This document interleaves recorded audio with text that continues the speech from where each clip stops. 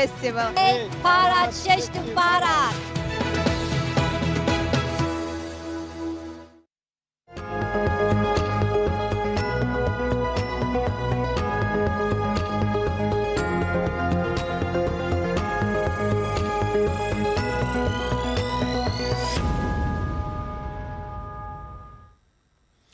नमस्कार, DD news पर आप देखना शुरू कर चुके हैं हमारी खास चर्चा का प्रोग्राम। मैं हूं लाल चंद्र सिंह।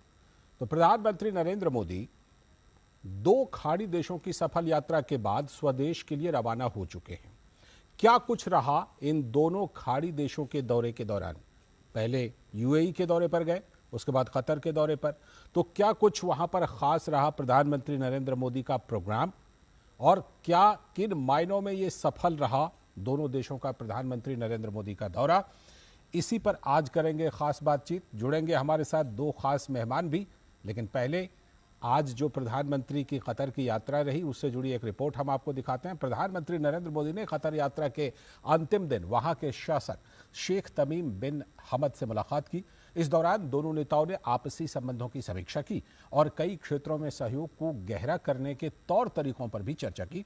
दोनों देश उन क्षेत्रों में आपसी सहयोग के लिए तत्पर दिखाई दिए जिससे दुनिया को फायदा मिल सके। तो पीएम मोदी ने शेख तमीम बिन हमद अल थानी के द्वारा गर्मजोशी से उनका स्वागत करने के लिए आभार भी व्यक्त किया।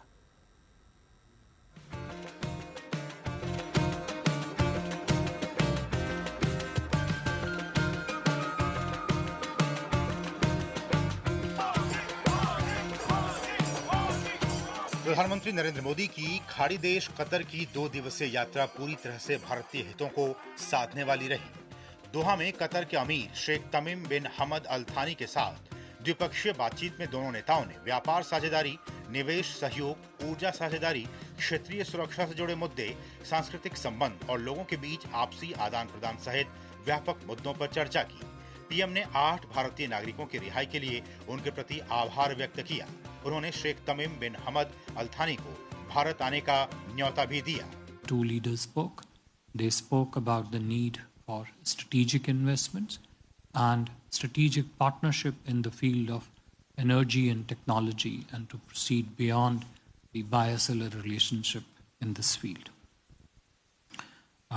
They also discussed issues of regional and international importance. The two leaders, of course, recalled their last meeting on the sidelines of COP28 last December. Prime Minister thanked His Highness the Amir for his support for the welfare of the Indian community, and in this regard expressed his deep appreciation to His Highness the Amir for the release of 8 Indian nationals of Al Dahra Company. We are extremely gratified to see them back in India. प्रधानमंत्री की यात्रा से दोनों देशों को उच्च स्तर पर जोड़ने और द्विपक्षीय संबंधों को नई गति प्रदान करने का अवसर मिला है।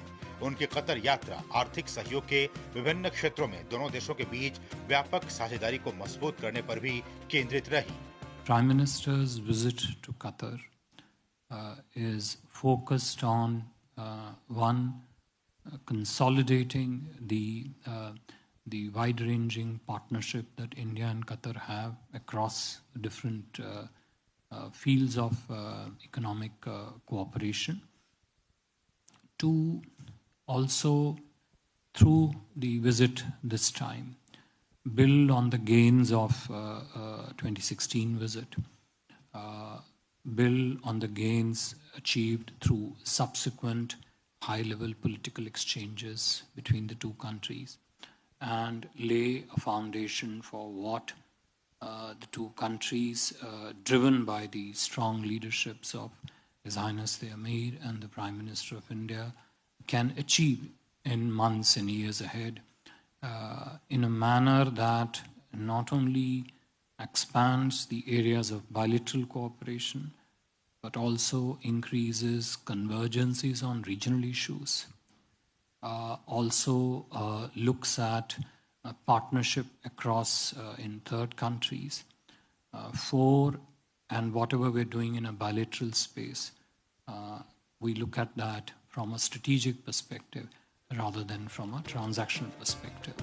इससे पहले पीएम मोदी का अमीरी दीवान में औपचारिक स्वागत किया गया, जहां कतर के अमीर शेख तमीम बिन हमद अल थानी ने उनकी अगवानी की। गौरतलब है कि भारत और कतर के बीच व्यापार और ऊर्जा के क्षेत्र में सहयोग बढ़ा है। ये दोनों देशों के हितों से जुड़ा मुद्दा है।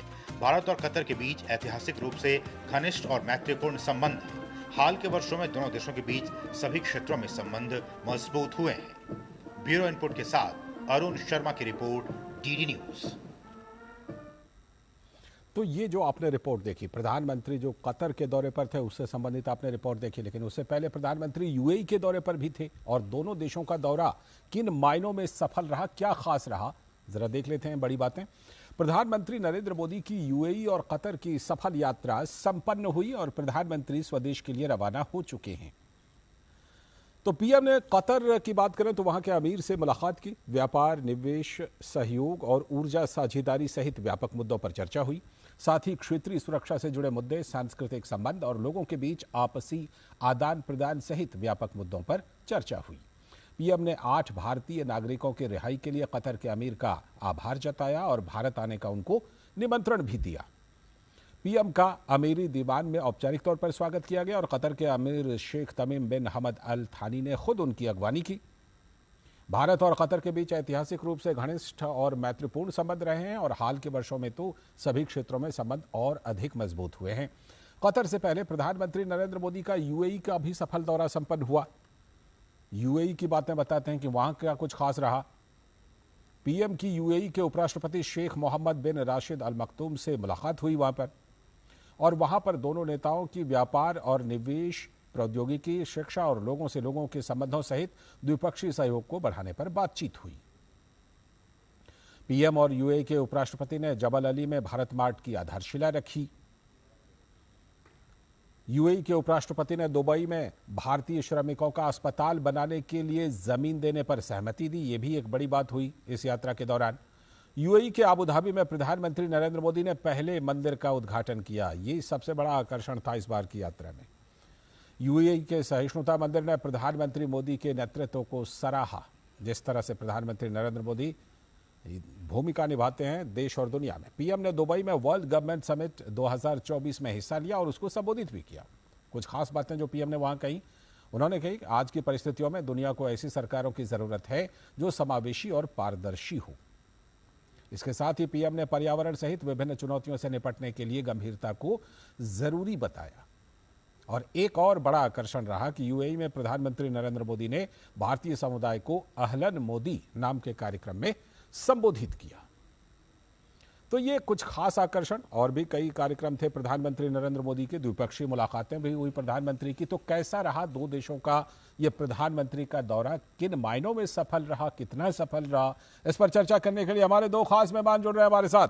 योगेश गुप्ता जी जो कि पूर्व वरिष्ठ राजनयिक हैं, हमारे साथ जुड़ रहे हैं, और साथ में प्रोफेसर संजय भारद्वाज जो कि जवाहरलाल नेहरू यूनिवर्सिटी के स्कूल ऑफ इंटरनेशनल स्टडीज से हैं। प्रोफेसर संजय भारद्वाज, बहुत बहुत स्वागत आप दोनों का। संजय भारद्वाज जी और साथ में योगेश गुप्ता जी, बहुत बहुत स्वागत डीडी न्यूज पर चर्चा में।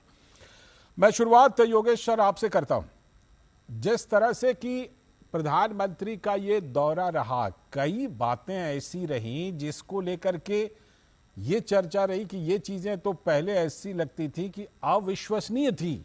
अब जैसे यूएई में जो मंदिर के लिए पहले प्रधानमंत्री की पहल पर जमीन मिली, उसके बाद उसका प्रधानमंत्री उद्घाटन कर आए, किन मायनों में और बेहद खास रहा प्रधानमंत्री का ये दोनों देशों का दौरा सर?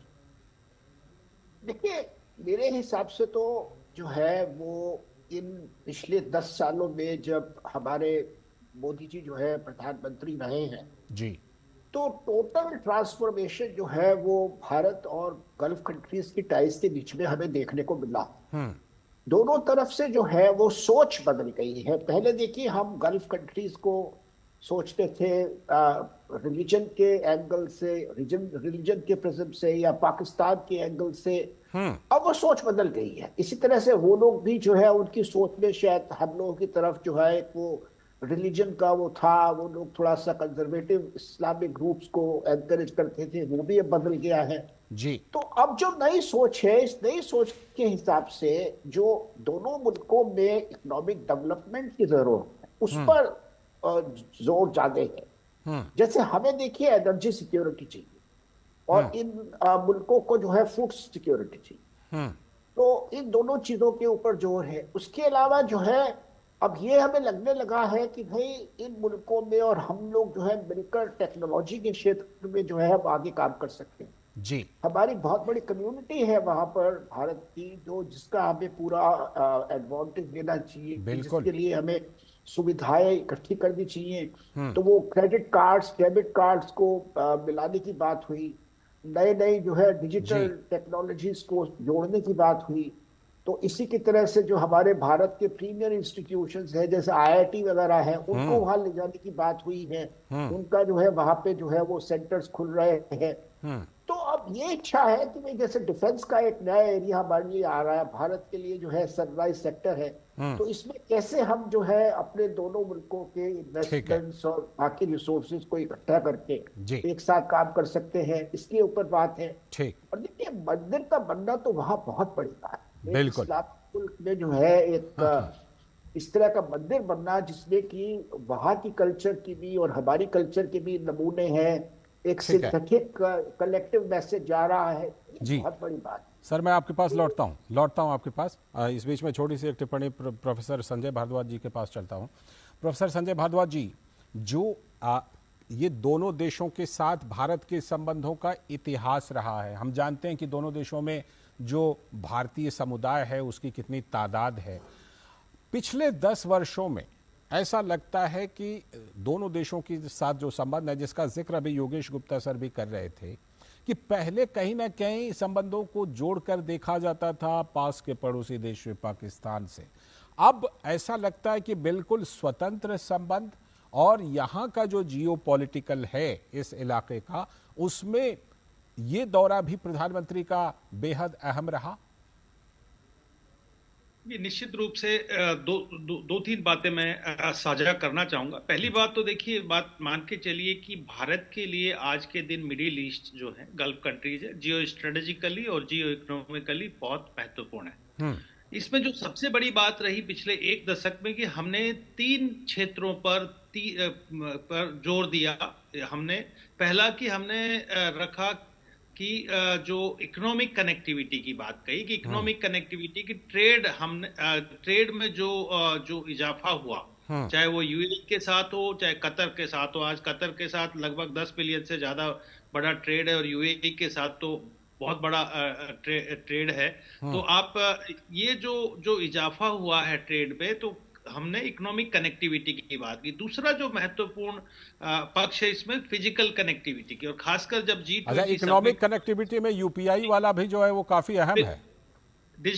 उसमें digitalisation, UPI and all that, वो जो सारे और उसमें जो भारत मार्ट की जो किया, वो इकोनॉमिक कनेक्टिविटी का ही पार्ट है कि उसमें मैं उसको जोड़ रहा हूं अगले बिंदु से। अच्छा। कि जो दूसरा महत्वपूर्ण है कि जो बेसिकली फिजिकल कनेक्टिविटी, क्योंकि खाली इकोनॉमिक कनेक्टिविटी में जो ट्रेड होता है उसमें इंफ्रास्ट्रक्चर डेवलपमेंट की बात होती है। तो जो भारत ने इंडिया, मिडिल ईस्ट, यूरोप एक कॉरिडोर जो प्रपोज किया G20 में, वो बेसिकली भारत की मिडिल ईस्ट के साथ में फिजिकल कनेक्टिविटी को बढ़ाएगा। लेकिन जो तीसरा महत्वपूर्ण पक्ष है जिसकी वजह से एक आइडियोलॉजिकल एक दूरी क्रिएट की गई पाकिस्तान पड़ोसी देश ने, वो है कल्चरल कनेक्टिविटी। और भारत ने कहा कि जो कल्चरली हम अगर इतिहास में जाते हैं, तब से भारत के मिडिल ईस्ट के साथ में बहुत घनिष्ठ संबंध रहे हैं। और आप देखिए कि भारत की जो सबसे बड़ी माइनॉरिटी कम्युनिटी है वो मुस्लिम है, और ये मुस्लिम डोमिनेटेड कंट्री है, और काफी कुछ हम कल्चरली इनसे जुड़े हुए हैं। तो अभी जो, और इसमें जो बड़ी बात है, क्योंकि भारत का एम्फसाइज और भारत इस बात के लिए जाना जाता है कि हम एक कल्चरल पावर, हम एक सॉफ्ट पावर है, और एक सॉफ्ट पावर के माध्यम से हम इन कंट्रीज के साथ में जो हमारा कल्चरल कनेक्ट है उसको रिवाइव करने की बात। बिल्कुल, और खास तौर पर ये जो हिंदू मंदिर का निर्माण वहां हुआ है, ये बिल्कुल कल्चरल कनेक्टिविटी का अपने आप में एक जीता जागता उदाहरण भी बना है। मैं आप दोनों के पास आऊंगा लौट करके, छोटे से ब्रेक के बाद आऊंगा, लौट करके फिर चर्चा को आगे बढ़ाएंगे। साल बरस और सदी नहीं, एक युग गुजर जाएगा। उम्र न पूछो वंडर की, जब फर्क नजर आएगा। वंडर सीमेंट, फर्क नजर आएगा। गोल्डी छोले मसाले, जहाँ जाए रिश्ते बनाए, जहाँ जाए रिश्ते बनाए, गोल्डी मसाले। क्या चिंता आपकी परीक्षा की तैयारी में बाधा बन रही है और आप परिणामों के बारे में चिंतित हैं? टेलीमानस के 14416 पर संपर्क करें। क्या लड्डू हम यहाँ बैठे बैठे पैसे बना सकते हैं?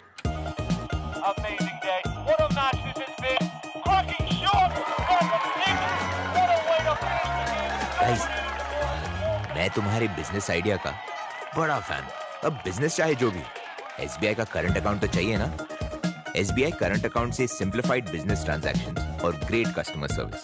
SBI, देश का फैन। माय गॉड, ये रेडियो देख के दिल गार्डन गार्डन हो गया। 10,000 रुपए दूंगा इसके। QR कोड स्कैन कर, पैसे तुरंत तुम्हारे अकाउंट में। बोला UPI कहता है QR कोड पेमेंट करने के लिए होता है, रिसीव करने के लिए नहीं। अपने पैसों का ध्यान खुद रखो। Good bye bad bye. I'll be back। आप भी ये जानकारी शेयर करें और अपने आसपास के भोले को बचाएं। अरे भाई, तुम्हें तो बहुत खांसी आ रही है। चलो, पास में ही आयुष्मान आरोग्य मंदिर है, दिखा दूं। जांच और उपचार दोनों मुफ्त हो जाएगा। और अगर कुछ बड़ा निकल गया तो आयुष्मान कार्ड है ना, 5 लाख तक मुफ्त उपचार कहीं भी कभी भी। मोदी जी की गारंटी है ये। तेरे पापा मेरे सामने ही बनवाए थे कार्ड। और बताऊं, मोदी जी ने प्रधानमंत्री भारतीय जन औषधि केंद्र खुलवाकर महंगी दवाइयों से मुक्ति दिला दी है हम सबको। यहाँ दवाइयाँ सस्ती और अच्छी मिलती हैं। ये तो जानता हूँ, पापा भी वहीं से दवाई लेते हैं। देखा, सबको उत्तम स्वास्थ्य सेवा सुविधा देने की मोदी जी की गारंटी। करोड़ों लोग लाभ ले रहे हैं, आओ हम भी लें। मोदी की गारंटी यानी हर गारंटी पूरा होने की गारंटी। महंगे इलाज की छुट्टी, मोदी की गारंटी। साल बरस और सदी नहीं, एक युग गुजर जाएगा। उम्र न पूछो वंडर की, जब फर्क नजर आएगा। वंडर सीमेंट, फर्क नजर आएगा। स्वागत है। ब्रेक के बाद हम चर्चा कर रहे हैं, खास चर्चा प्रधानमंत्री नरेंद्र मोदी के 2 देशों के सफल दौरे पर। हमारे साथ दोनों खास मेहमान जुड़े हुए हैं। मैं रुख करता हूं योगेश गुप्ता सर का। योगेश सर, जो आयाम अभी प्रोफेसर संजय भारद्वाज जी ने बताया, चाहे आर्थिक हो, व्यापारिक हो, राजनीतिक हो, सांस्कृतिक हो, कौन कौन से खास रहे इस बार के दोनों देशों के दौरे में? चाहे आर्थिक में हम देखते हैं UPI से लेकर सांस्कृतिक में मंदिर के उद्घाटन तक, तमाम जो ये प्रधानमंत्री का दौरा रहा, एक तरह से हम ये कह सकते हैं कि दोनों देशों का प्रधानमंत्री का ये बिल्कुल पावर पैक्ड दौरा रहा। गवर्नर समिट में भी हिस्सा लिया और वहां पर अहलन मोदी कार्यक्रम को संबोधित भी किया। देखिए, अगर हम मतलब इसको डायसेक्ट करें, जो प्राइम मिनिस्टर का विजिट हुआ इन दोनों मुल्कों में, तो 3-4 इश्यूज बड़े क्लियर हैं। एक तो ये है कि भाई जो ट्रेड और कनेक्टिविटी वाले इश्यूज हैं, एक तरफ तो वो इश्यूज थे, उसके अलावा जो है वो इन्वेस्टमेंट रिलेटेड इश्यूज हैं, दूसरी तरफ वो थे। उसके अलावा जो हमारी ये एनर्जी सिक्योरिटी, फूड सिक्योरिटी के इश्यूज हैं वो थे। फिर डायस्पोरा के इश्यूज हैं वो थे। उसके अलावा जो है ये UAE और कतर को कैसे जो है हम अपनी टेक्नोलॉजी और डिफेंस प्रिपेयर्डनेस पे शामिल कर सकते हैं, एडवांटेज ले सकते हैं, उनको हेल्प कर सकते हैं, वो थे।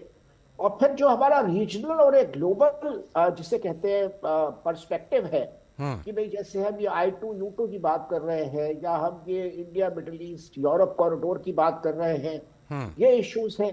क्योंकि हम लोग देखिए, अब आज की दुनिया में जो पर्सपेक्टिव है इन मुल्कों का भी और हमारा भी, वो है कि भाई ज्यादा से ज्यादा मुल्कों के साथ, जो बड़ी पावर जो मुल्क उभर के आ रहे हैं, उनके साथ आपके संबंध अच्छे हैं।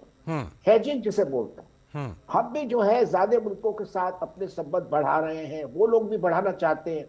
अब चाइना का देखिए, चाइना का इन्फ्लुएंस जो है थोड़ा सा एक नेगेटिव सा रहा है कई मुल्कों में। देखिए वो डेप्थ ट्रैप और डिप्लोमेसी की बात करते हैं कि साहब वो चाइनीज प्रोजेक्ट जो है उसमें सिर्फ वो चाइना के एडवांटेजेस के पॉइंट ऑफ व्यू से कंसीव होते हैं, और जो है तो इन मुल्कों के लिए कुछ नए ऑप्शंस होने चाहिए कि भाई अगर वो भारत के साथ जो है संबंध बनाना चाहते हैं, भारत के साथ कोऑपरेट करना चाहते हैं, तो उनको ये ऑप्शन मिलना चाहिए जी। तो ये सब जो है मतलब इससे जो है उनको भी फायदा होगा, हमें भी फायदा होगा। अब सप्लाई चेन्स जो है वो इस तरफ जो है एस्टेब्लिश होंगी, भारत है, मिडिल ईस्ट है, यूरोप है, क्योंकि ये कॉरिडोर अगर बनता है तो फिर तमाम कंपनियां जो है जो इन मुल्कों में के लिए सामान बनाएंगी, सामान भेजेंगी, ट्रेड करेंगी, लॉजिस्टिक्स पे इन्वॉल्व होगी, शिपिंग में इन्वॉल्व होगी, रेलवेज में इन्वॉल्व होगी, ये सब जो है इकट्ठा हो जाएंगी और इकट्ठा होकर ये कार्यक्रम करेगी।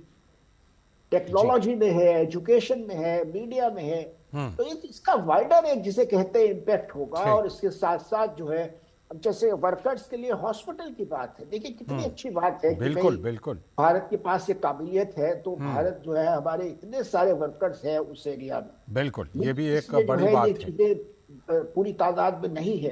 तो किस तरह से जो है हम अपनी नो हाउ शेयर करें और वहां पर ये हॉस्पिटल्स वगैरह बनाएं। ठीक है, लौटता हूं आपके पास। अच्छी सोच है, बिल्कुल बहुत। और जिस तरह से पहले कुछ ही साल पहले मंदिर के लिए जमीन मिली थी, आज मंदिर तैयार है, अब अस्पताल के लिए जमीन मिली है, अस्पताल तैयार होगा।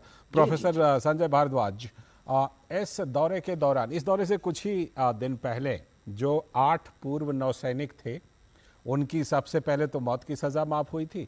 मौत की सजा जो है वो उम्र कैद की सजा में बदली, उसके बाद उनको माफी भी मिल गई, उनमें से 7 लौट भी आए। इस घटनाक्रम का भी और भारत की जो ये कूटनीतिक कामयाबी रही, इसकी वजह से भी इस यात्रा के दौरान, प्रधानमंत्री की इस यात्रा के दौरान, खासतौर पर कतर यात्रा के दौरान गर्मजोशी जो है वो बढ़ी हुई दिखाई पड़ी। देखिए 2-3 बातें मैं साझा करना चाहता हूँ। पहली बात तो कि कतर जो है कई अंतर्राष्ट्रीय मामलों में मुद्दों पर एक तरीके से एक मीडिएशन का भूमिका निभाता रहा है। आप खासतौर पर ओआईसी की बात कर रहे हैं। हाँ जी, तालिबान में ओआईसी की बात हो, या आप ये कहिए कि अभी जो चल रहा है कॉन्फ्लिक्ट हमास, ये एक पहलू है। लेकिन ये बात मान के चलिए कि भारत का जो डिप्लोमेटिक कम्युनिटी है, जो अंतर्राष्ट्रीय कम्युनिटी है, उसमें दबदबा बढ़ा, एक कूटनीतिक दबदबा बढ़ा है। और खासकर G20 में जिस तरीके से भारत ने ग्लोबल साउथ को का लीडर के रूप में इमर्ज हुआ है, तो ये जो डिप्लोमेटिक वेटेज है भारत का, इसकी वजह से जो 8 हमारे नौसैनिक उनको सजा दी थी, उनको माफ किया और उनको भारत भेजा गया, तो ये भारत की एक बहुत बड़ी कूटनीतिक जीत है। देखिए मैं दूसरी बात एक इससे जोड़ना चाहता हूं कि खाली ऐसा नहीं है कि हम सॉफ्ट पावर है, कल्चरल पावर है, लेकिन कंट्रीज का अपनी नीड्स होती हैं और अपना जुड़ाव होता है। बिल्कुल। तो आज मान के चलिए कि भारत अपनी इकोनॉमिक को सस्टेन करने के लिए, इकोनॉमिक ग्रोथ को सस्टेन करने के लिए एनर्जी मार्केट की तलाश में, और निश्चित रूप से यूएई और कतर दोनों एक बहुत बड़ा एनर्जी प्रोड्यूसिंग कंट्री है, एनर्जी मार्केट है। लेकिन ये बात ध्यान रखना चाहिए कि आज के दिन जो जिस तरीके की स्थिति आ रही है, तो ये जो ऑयल प्रोड्यूसिंग कंट्रीज है ये भी अपने लिए एक मार्केट तलाश कर रहे हैं, और उनके लिए भारत जैसी इमर्जिंग इकोनॉमी एक बहुत बड़ा मार्केट। और इसी की वजह से आज दोनों देशों के बीच में, इन देशों के बीच में भारत के साथ व्यापार बढ़ा। दूसरा जो जी लगता है फिलहाल आपसे संपर्क टूट गया है, लेकिन जैसा कि हम चर्चा कर रहे हैं, जो बैकअप जी जो बहुत बड़ा एक बैकअप हमने सर्विस सेक्टर में दिया हुआ है, चाहे वो स्किल्ड हो, सेमी स्किल्ड हो या अनस्किल्ड लेबर फोर्स हो, तो एक बहुत बड़ा सपोर्ट है। इससे क्या हो रहा है कि क्रेडिबिलिटी दोनों देशों की बढ़ रही है, और इस क्रेडिबिलिटी की वजह से कल्चरल कनेक्टिविटी बढ़ रही है कि मंदिर बन रहे हैं, और वो भी उसमें भी कह रहे हैं कि मंदिर के लिए जमीन भी हम देंगे। तो इस तरीके के एक अंडरस्टैंडिंग और एक बॉन्डिंग जो बन रही है, तो दोनों देश और भारत को गल्फ कंट्री जो मिडिल ईस्ट। ठीक, बहुत बहुत शुक्रिया। समय की कमी है फिलहाल। योगेश गुप्ता जी जुड़ने के लिए, और साथ में प्रोफेसर संजय भारद्वाज, आपका भी बहुत बहुत शुक्रिया इस खास चर्चा में हिस्सा लेने के लिए। तो प्रधानमंत्री नरेंद्र मोदी के 2 देशों के सफल दौरे पर हम चर्चा कर रहे थे। वाकई कई मायनों में ये प्रधानमंत्री का जो ये दौरा है बेहद खास रहा है। फिलहाल इस चर्चा में इतना ही, लेकिन डीडी न्यूज पर खबरों और कार्यक्रमों का सिलसिला लगातार जारी। नमस्कार।